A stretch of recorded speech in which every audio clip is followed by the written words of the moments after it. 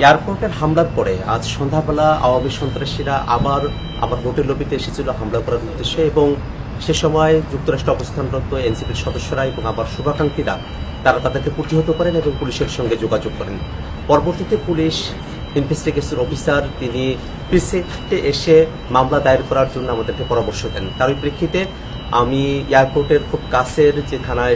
পুলিশের রয়েছে সেখানে এসেছি এবং যারা সেই দিন আমাদের উপরে হামলা করেছিল এবং হত্যা চেষ্টা করেছিল, রেপ থ্রেট দিয়েছিল, তাদের ব্যাপারে আমরা এখানে মামলা দায়ের করেছি এবং একই সাথে ইউএস পুলিশকে আমরা এই বিষয়টা অবহিত করেছি যে যারা এই ঘটনাগুলো যুক্তরাষ্ট্রে ঘটাচ্ছেন তারা বাংলাদেশে নিষিদ্ধ এমন একটি সংগঠনের সঙ্গে জড়িত, যারা গত বছর বাংলাদেশে গণহত্যা চালিয়েছেন, মানবতা বিরোধী অপরাধ চালিয়েছেন এবং ইউএনের যে রিপোর্ট সে ব্যাপারে আমরা তাদেরকে অবহিত করেছি। আমরা মনে করি যে আওয়ামী সন্ত্রাসীরা তারা দেশে হোক দেশের বাইরে যেখানেই হোক আমরা তাদের ব্যাপারে আইনগতভাবে যে প্রতিকারের ব্যবস্থা সেটা আমরা গ্রহণ করব এবং আমরা এই কথা বিশ্বাস করি যে আওয়ামী সন্ত্রাসীরা তারা যত ধরনের অপরাধ করেছেন